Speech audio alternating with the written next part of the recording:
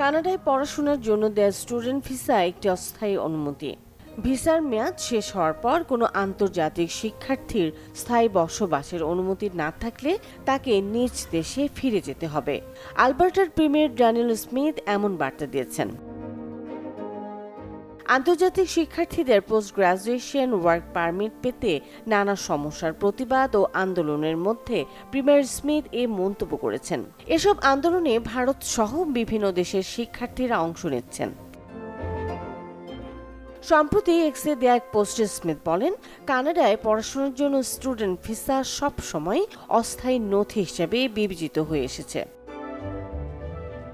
কানাডার অভিবাসন কর্তৃপক্ষ শিক্ষার্থীদের ভর্তির আগে সংশ্লিষ্ট শিক্ষা প্রতিষ্ঠান কোর্সের যোগ্যতা এবং পড়াশোনা শেষে কাজের অনুমতির নিয়ম ভালোভাবে যাচাই করার পরামর্শ দিয়েছে। এর পাশাপাশি স্থায়ী বসবাসের নিশ্চয়তা দেওয়ার দাবি করা ব্যক্তি বা প্রতিষ্ঠানের ব্যাপারেও সতর্ক থাকতে বলা হয়েছে। Desk report, channel 24।